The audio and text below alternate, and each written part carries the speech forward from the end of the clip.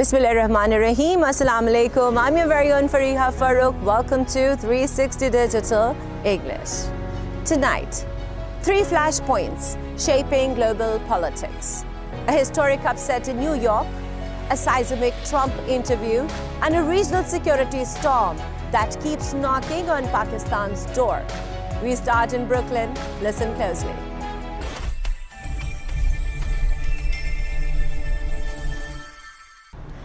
Segment 1. Zohran Mamdani wins. Zohran Mamdani, Ugandan-born, raised in New York, a proud Muslim, a Democrat, has just pulled off a historic victory. In his speech, he did not play safe politics. He took on the empire.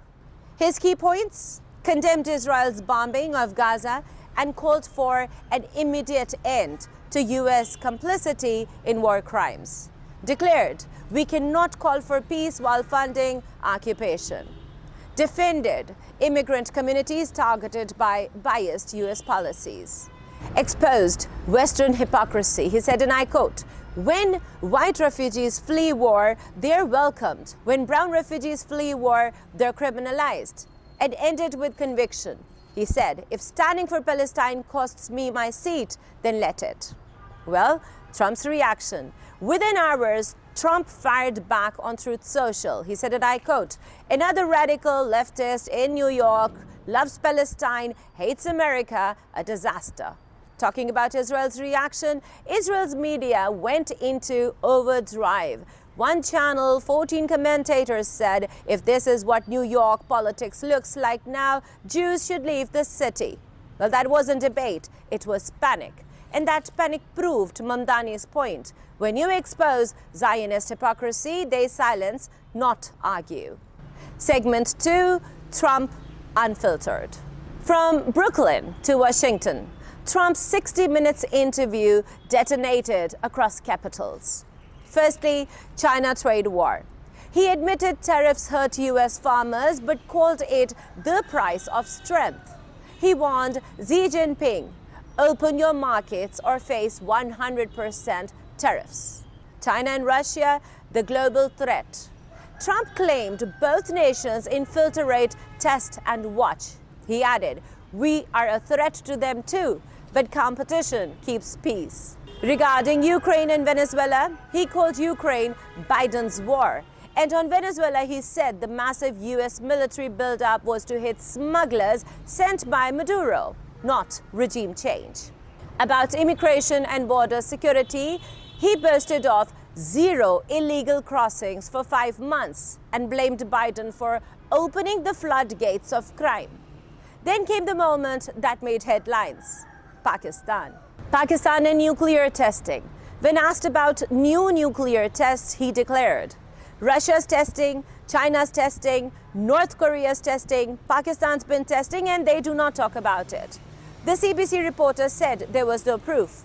Trump smirked. He'd said, you will never know. They will never tell you. Pakistan's very powerful. Then added, we have to test. They test. We don't. That ends. In a single sentence, he admitted what Washington never says aloud. Pakistan's deterrence is real and respected. Then comes Israel, Gaza, Hamas. Trump claimed credit for freeing Israeli hostages and warning Hamas if they don't behave, they will be taken out immediately. He criticized Netanyahu's scandals but vowed, I will always stand by Israel. Then comes Abraham Accords and Iran. He promised to expand the accords, predicting Saudi Arabia's inclusion with or without a 2-state solution, and bragged, I blasted Iran's nuclear plans, our pilots were heroes. Mamdani reference? In that same interview, Trump mocked critics like Zohran Mamdani, calling them far-left activists who mislabel American strength as imperialism. But days later, the man he mocked actually won.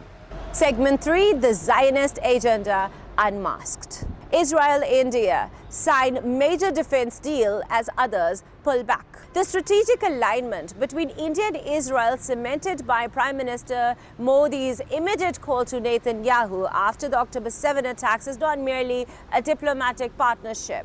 It is a Zionist agenda that now converges with the instability engineered on Pakistan's western border. This nexus uses terrorism and narcotics to destabilize the region, a betrayal of the Palestinian cause that both the TTP and its sponsors claim to defend. The strategic alignment Israeli officials openly acknowledge and won't forget India's unwavering support, while Jaishankar preaches zero tolerance for terrorism even as India fuels it across the Pak-Afghan frontier.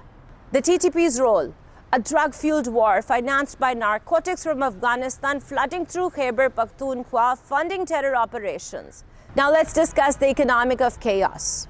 Cannabis, ice, meth, and heroin profits feed the Afghan Taliban.